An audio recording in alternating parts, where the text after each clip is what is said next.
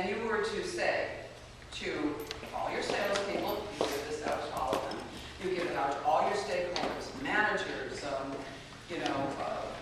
presidents, vice presidents, CEO in the company, and you say, what is unique about our product? And don't do it as a group exercise. Do it individually. You would be amazed to see the disconnect between the answers. And it never fails. Even in the tightest of companies that think that they have a good USP. And maybe they do have a good USP, but even do this, and you'll see people are writing down all different things. This is a really important exercise to carry out with your company as you are rethinking, refining, and retooling.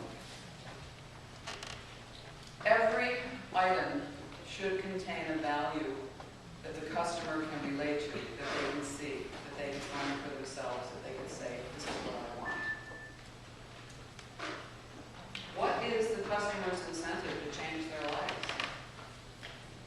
They already have beautiful homes. What are they looking for? This is why we've got to address this and really understand what our target market is.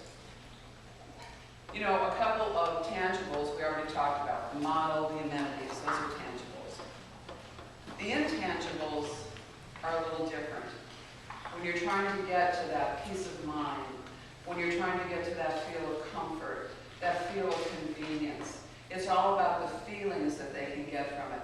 How is your product going to allow them to bloom and grow while they're living in your active adult community? Because this customer wants to continue to bloom and grow. They're not done. They're after a new adventure in their life. So we have to be able to paint that picture for them. So it's important to understand what your target market's idea of lifestyle and fulfillment is. So that research has got to be done. And some of that research is done by research firms, by focus groups, but you have a golden opportunity within your sales arena to be able to position questions to get the answers to what is motivating them to make a move.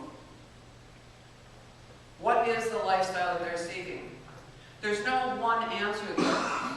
And there's no one answer for all the communities that are building and that are developing these products, because there's niches within that. Accounts too that have dwindled, and we are now looking at about 50% of active adults taking a mortgage out. 50%. 10 years ago it was 30%. They're not afraid of a 30-year mortgage. They're doing a 30-year mortgage to protect their cash flow, pay it off in advance, that's great.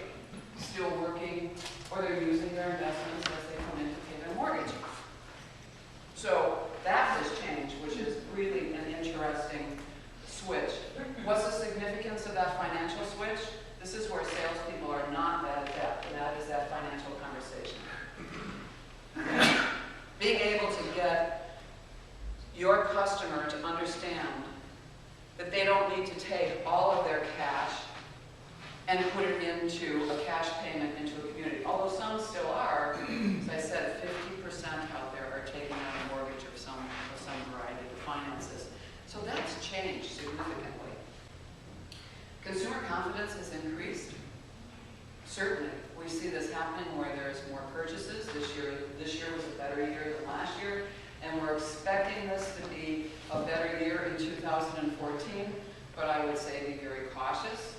Be very strategic in your approach. Don't go wild. Builders are saying, hey, let's capture the market right now. You know, everybody's spending, and there's product going on the ground without buyers on it, and I would caution you against that. That is a real tough road to go down after what we've just experienced.